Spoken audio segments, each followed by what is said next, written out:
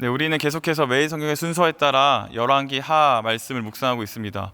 특별히 오늘 우리가 마주하고 있는 어제부터 살펴본 17장은 북이스라엘이 역사의 뒤안길로 사라지는 이 멸망의 과정에 대해서 설명을 하고 있습니다.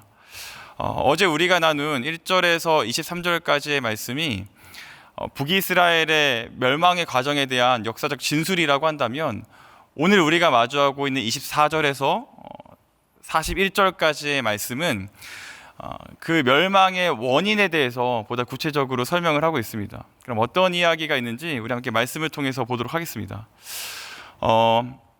먼저 오늘 본문은 당시 아수르가 시행했던 제국의 이주 정책에 대해서 설명하면서 시작되고 있습니다. 우리는 당시 고대 근동사회의 제국들이 이주 정책을 쓴 목적에 대해서 어느 정도 알고 있습니다. 그들이 이주 정책을 통해서 이루려고 했던 것이 무엇일까요? 아수르의 본토에 살던 사람들의 일부를 사마리아 땅 그리고 유대 땅으로 옮기고, 반대로 유대 땅과 사마리아 땅에 살던 사람들의 일부를 아수르 땅으로 옮겨내는 것을 통해서 그들은 민족성을 말살시켜 반란의 여지를 떨어뜨리려고 했던 겁니다. 그들이 갖고 있던 독특한 문화, 그들이 지키려고 했던 가치나 신념 같은 것들을 혼합적으로 사람들을 섞어내면서 반란의 여지를 줄이려고 했던 것이 이 이주정책의 목적이었던 것이죠. 그런데 본문은 그 과정에서 한 가지 문제가 있다는 사실에 대해서 이야기를 합니다. 25절에 보니까 이주를 해온, 그러니까 사마리아 땅으로 이주해온 바벨론과 아수르에 있는 본토 사람들 몇몇이 죽었던 것으로 보입니다. 많은 학자들이 역사적인 사료를 근거해서 당시에 풍토병이 아마 전염병처럼 퍼졌을 것이다, 이렇게 이야기를 합니다. 그도 그럴 것이, 지금처럼 장거리를 이동해서 거주지를 옮긴다든지 아니면 여행하는 것이 보편적으로 여겨지는 사회가 아니었기 때문에, 그러니까 완전 처음 마주하는 상황 속에서 새로운 환경에 적응했어야 됐기 때문에 그들의 면역 체계가 당시에 땅에 있었던 전염병들을 이겨내지를 못했다는 것이죠. 그런데 여러분, 역사적 사료는 그렇게 말할 수 있는지 모르겠지만 성경은 당시에 이 죽음에 대해서 전혀 다른 시각으로 설명을 하고 있습니다. 25절 말씀인데요, 띄워주시면 같이 읽겠습니다. 시작. 그들이 처음으로 거기 거주할 때 여호와를 경외하지 아니하므로 여호와께서 사자들을 그들 가운데 보내심에 몇 사람을 죽인지라. 성경은 이 사건의 본질이 풍토병과 연결되어 있다고 말하지 않고 무엇과 연결되어 있다고 말하고 있습니까? 여호와를 경외하는 문제와 연결이 되어 있다고 이야기를 하고 있습니다. 이것은 단순히 성경의 진술만을 의미하지 않습니다. 그 사건의 중심에 있었던 아수르 사람들도 동일한 것을 느꼈던 것으로 보입니다. 그래서 이 사건이 우리가 그 땅에 신의 법을 알지 못했기 때문이다 라고 말하면서 아수르 왕에게 이 사건을 보고하는 것이죠. 그리고 아수르 왕도 그 내용을 받아들이고 어떻게 하냐면, 당시에 아수르로 잡아왔던 제사장 중에 일부, 그러니까 본문은 한 사람이라고 되어 있는데 그 한 사람을 다시 사마리아 땅으로 파견을 합니다. 그리고 그 땅에서 여호와의 율법과 규례에 대해서 무지했던, 그와 같은 법에 대해서 전혀 알지 못했던 사람들에게 율법과 규례를 가르치기를 시작했던 것이죠. 그런데 문제는 무엇입니까? 그 사람들이 제사장을 통해서 율법과 규례를 배웠음에도 불구하고, 그들이 충분히 가르쳐 주었음에도 불구하고 바벨론 사람들은 본문에 우리가 아까 함께 읽었던 이름도 생소한, 음가를 내어서 발음하기도 생소한 그 이방신들을 섬기는데 열중했다는 것이죠.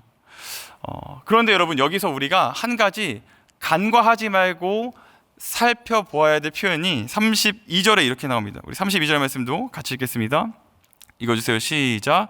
그들이 또 여호와를 경외하여 자기 중에서 사람을 산당의 제사장으로 택하여 그 산당들에게 자기를 위하여 제사를 드리게 하니라. 여러분, 먼저 우리가 본문에 천착해서 보게 되면 바벨론 사람들이 먼저 하나님을 어떻게 대했다고 이야기를 합니까? 하나님을 경외했다, 이렇게 이야기를 하고 있습니다. 여러분, 우리는 이렇게 너무 쉽게 오늘 본문에서 말하는 바가 이렇게 겸하여 섬기는 것을 문제로 여겼기 때문에 한편으로는 하나님을 믿는 것, 여호와를 경외하는 것에 있어서 바벨론 사람들이 굉장히 터부시했던 것으로 생각을 합니다. 하나님 섬기는 것을 굉장히 가볍게 여겼던 것이라고 먼저 결정짓고 본문을 보는 것이죠. 그러나 여러분, 그렇지 않습니다. 여러분, 다들 잘 아시는 것처럼 고대 근동 사회에서 그 종교 생활은 굉장히 광적이었습니다. 일례로 우리가 잘 알고 있는 그 우상, 구약 시대의 가장 대표적이었던 이방신이었던 몰렉을 한번 떠올려 보는 거죠. 몰렉을 섬겼던 그 제사의 모습이 어땠습니까? 청동으로 만들어진 그 몰렉 신상 앞에 북을 치고 나팔을 불며 분위기를 고조시킵니다. 그러면 그 청동으로 만들어진 몰렉 그 신상에 불을 지펴서 그 뜨거워진 청동 안으로 사람을 집어넣는, 좀 끔찍하지만 사람을 집어넣는 인신제사를 드립니다. 이렇게 일부만 고대 근동 사회의 제사를 말씀드렸는데 어떻습니까? 굉장히 광적이고 어떤 면에서 굉장히 열정적입니다. 이것이 그들이 당시의 신들을 경외하는 방식이었습니다. 아마 다곤신이나 다른 마르둑 같은 이방 신들도 비슷한 방식으로 섬겨왔을 겁니다. 근데 여러분, 이런 맥락에서 본다면 그와 같은 종교 생활에 더 익숙했던 바벨론 사람들이 하나님을 경외했다는 것은 무엇을 의미할까요? 굉장히 열심히 하나님을 섬겼다는 겁니다. 굉장히 열정적으로, 그들이 가지고 있는 방식에 있어서는 굉장히 광적으로 하나님을 섬겼다는 것을 이야기하는 것이죠. 그러니까는 열심이라는 기준만 놓고 본다면, 열정이라는 기준만 놓고 본다면 당시 바벨론 사람들이 하나님을 섬기는 것은 굉장히 뜨거웠다, 이렇게 이야기를 할 수가 있는 겁니다. 그런데 문제는 무엇입니까? 그 뜨거운 예배, 그 광적인 종교 생활에 대해서 성경은 이렇게 말한다는 겁니다. 우리 34절 말씀 같이 읽겠습니다. 읽으세요. 시작. 그들이 오늘까지 이전 풍속대로 행하여 여호와를 경외하지 아니하며 또 여호와께서 이스라엘이라 이름을 주신 야곱의 자손에게 명령하신 율례와 법도와 율법과 계명을 준행하지 아니하는도다. 그들이 하나님을 열심히 섬겼다고 생각했는지는 모르겠지만 그들의 외연적인 모습이 하나님을 굉장히 광적으로 예배를 드렸는지는 모르겠지만 성경은 어떻게 이야기합니까? 열왕기 기자는 하나님을 경외했던 적이 없다고 이야기를 합니다. 이것이 무엇을 의미할까요? 그들의 종교적 열심이 하나님과는 전혀 상관이 없는 열정이었다는 것이죠.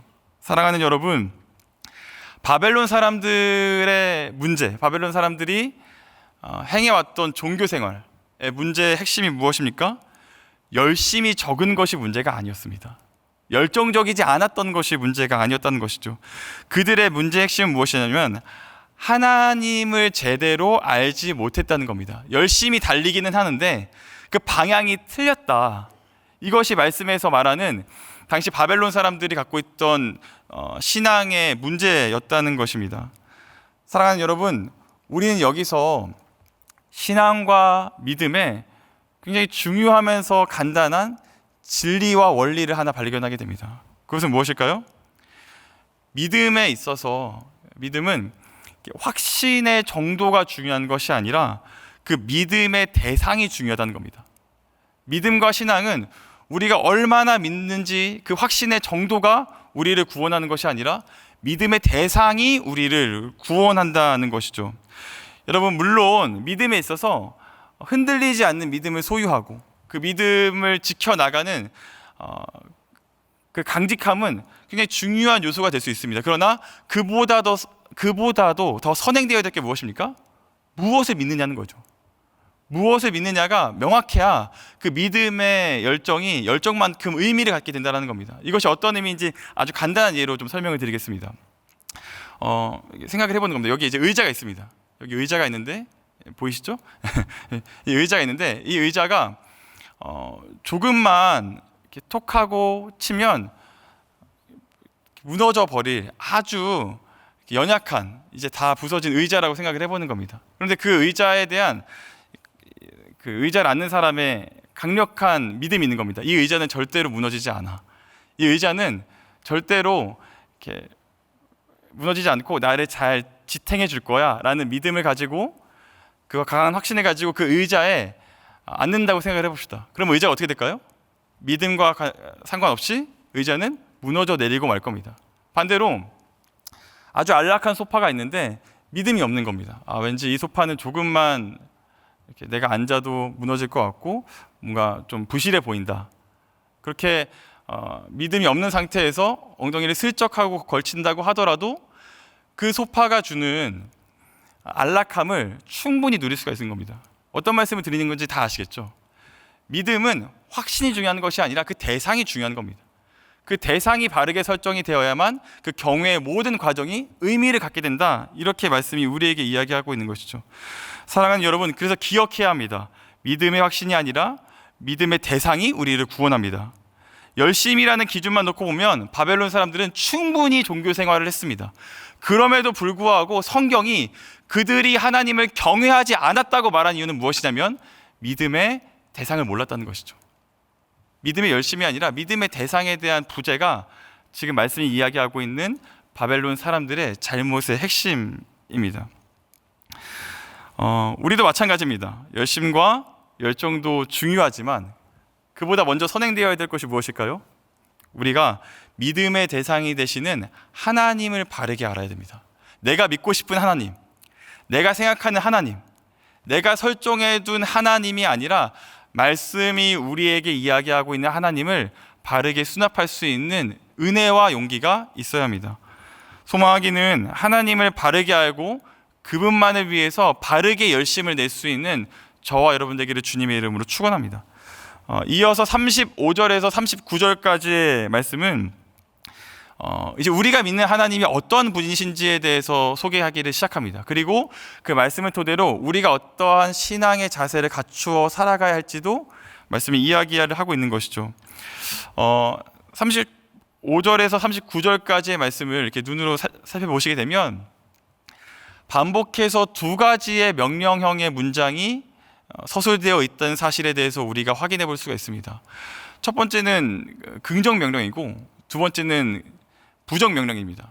그러니까 무엇을 해야 하고 무엇을 하지 말아야 되는지를 말씀이 우리에게 이야기하고 있는 것이죠. 그렇다면 여러분, 무엇을 해야 된다고 이야기합니까?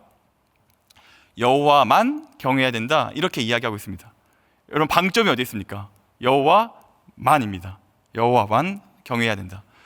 두 번째는 무엇을 하지 말아야 되는지에 대한 이야기가 있습니다. 무엇을 해야 되지 말아야 합니까?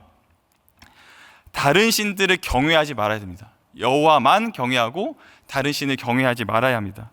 정리해보면 이스라엘에 정착한 이방인들의 종교 생활을 통해서 오늘 본문이 정말 이야기하고자 하는 바가 무엇이냐면 다른 신을 섬기지 말고 하나님만 섬기라는 것이죠. 그리고 이 내용은 35절에 나와 있듯 이미 모세를 통해서 이스라엘 백성들과 더불어 우리에게 너무나도 익숙하게 전해진 메시지입니다. 오늘 이 말씀이 아주 새롭거나 우리의 관념을 바꿔놓을 수 있을 만한 특별한 이야기는 아닐 겁니다. 하나님만 섬기고 하나님이 아닌 것은 섬기면 안 된다. 10계명의 1계명이 바로 그것을 이야기하는 거죠.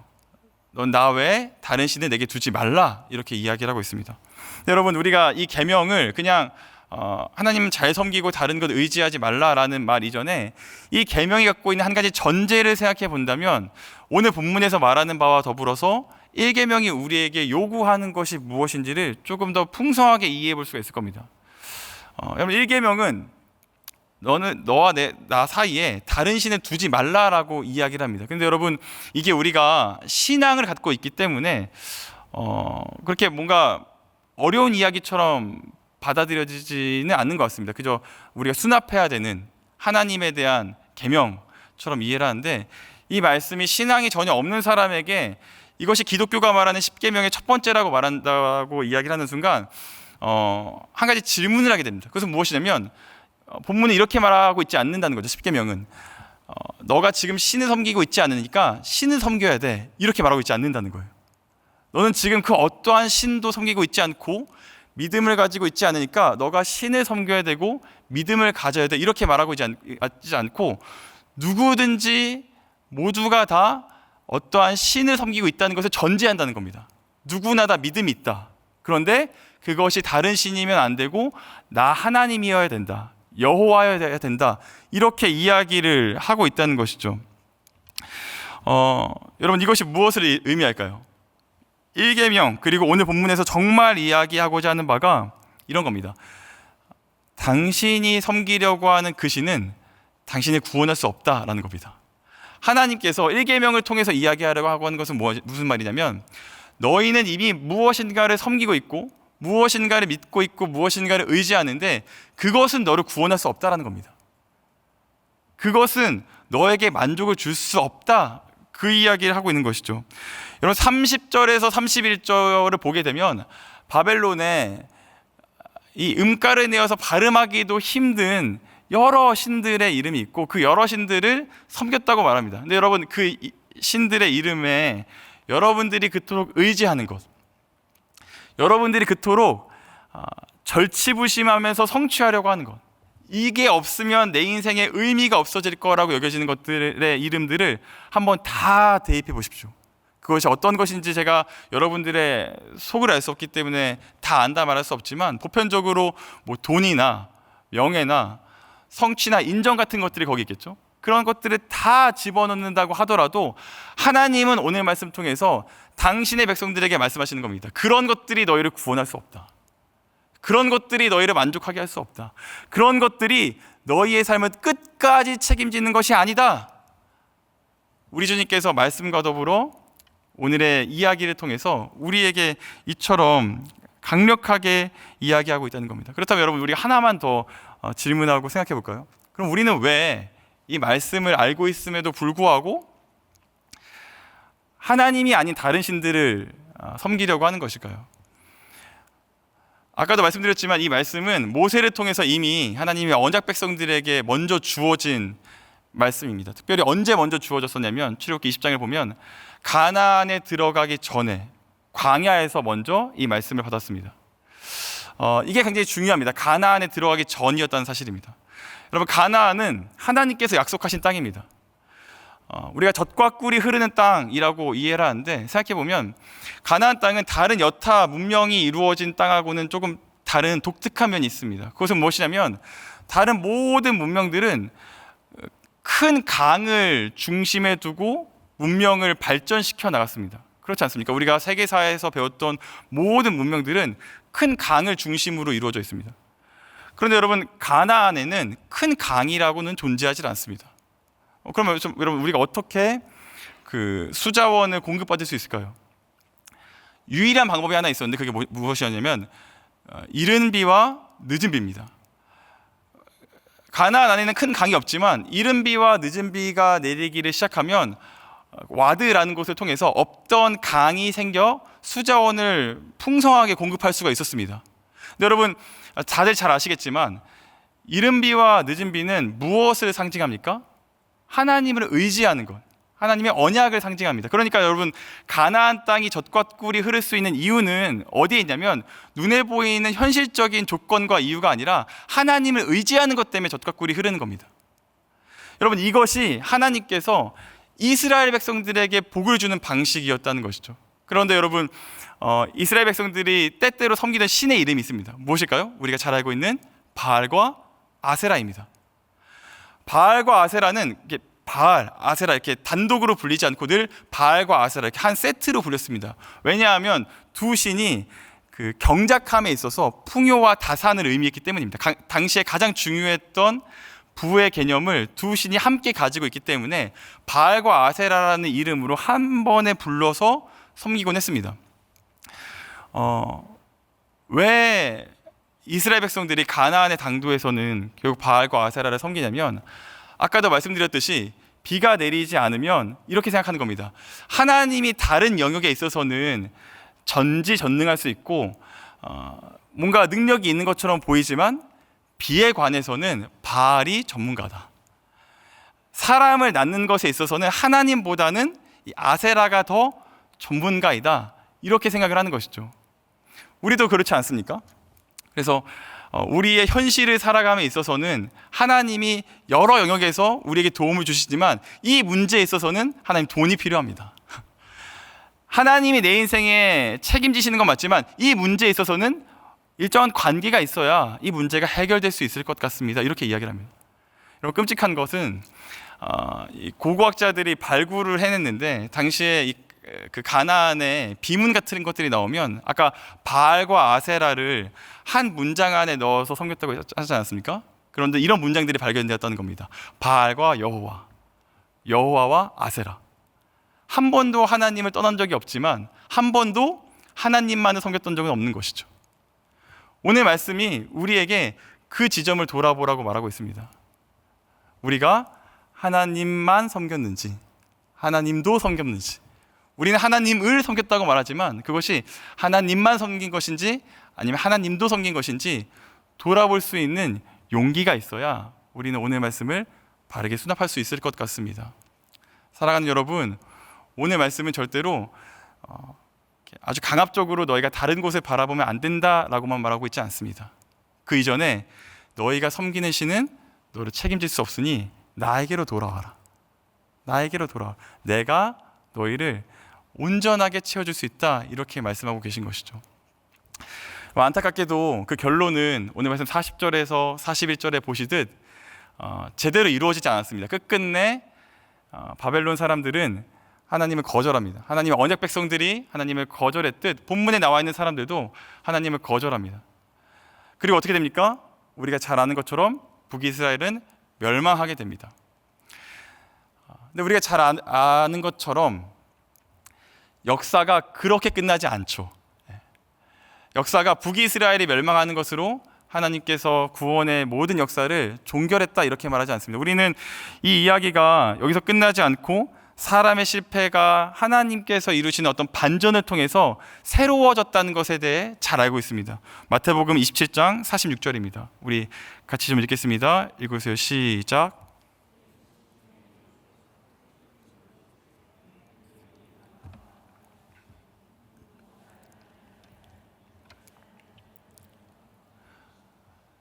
우리는 하나님과의 언약을 잊었지만 하나님은 여전히 신실하셨습니다. 그래서 어떻게 하십니까? 하나님을 거절한 우리를 위해서 성자 예수님은 성부 하나님께 거절당하셨습니다. 하나님을 거절한 우리가 더 이상 하나님을 거절하지 않고 그분을 따르는 새로운 삶으로 우리를 초청하기 위해서 하나님을 거절한 우리를 위해서 하나님이 성자 하나님이 성부 하나님께 거절당하시는 것을 선택하셨습니다. 그리고 이 이야기를 통해서 우리가 어떠한 존재가 되었다고 말합니까? 우리는 이제 더 이상 하나님 거절하지 않고 그분의 율법을 바르게 따르며 성화할 수 있는 존재가 되었다고 성경은 우리에게 이야기하고 있습니다. 사랑하는 여러분, 이제 우리는 본문에 나와 있는 사람들의 실패와는 달리 예수 그리스도를 통해서 이 말씀을 참되게 반영하며 현실 가운데 실현할 수 있는 사람들로 부름받았습니다. 그럼 오늘 우리의 하루가 어때야 될까요? 하나님을 바르게 알고 그 말씀을 준행하기에 힘쓰는 겁니다. 우리가 하나님을 거절하는 것을 거절하시기 위해서 예수님께서 아버지 하나님께 거절당하셨습니다. 그렇게 본다면 오늘 우리가 말씀을 따라가야 하는 그 무게가 얼마나 가볍지 않고 진중해야 하며 무겁게 여겨야 되는지 알 수가 있는 것이죠. 말씀을 정리하겠습니다. 오늘 말씀은 우리에게 하나님만 섬기고 있는지 하나님도 섬기고 있는지를 돌아보라고 말씀하시면서 그와 같은 삶의 자세로부터 벗어나 하나님만 따르기를 요청하고 계십니다. 그리고 그 안에는 하나님만이 우리의 삶을 책임지실 수 있는 분이라는 사실에 대해서 이야기하고 있는 것이죠. 사랑하는 여러분, 여러분들이 오늘도 따라가려고 했던 길이 어디인지를 다시 한번 생각해보고 더불어 우리의 열심과 열정이 어떤 방향으로 나아가고 있는지를 다시 한번 기억해보며 하나님만 섬길 수 있는 저와 여러분 되기를 주님의 이름으로 축원합니다. 이 시간 함께 기도하시겠습니다. 이 시간 함께 기도하실 때 하나님께서 우리에게 허락하신 말씀을 기억하시면서 성령님의 인도하심을 따라 우리의 마음의 우상을 돌아보고 하나님만 따르겠노라 고백할 수 있는 시간 되었으면 좋겠습니다. 이 시간 함께 기도하시겠습니다. 하나님 감사합니다. 주님 오늘도 우리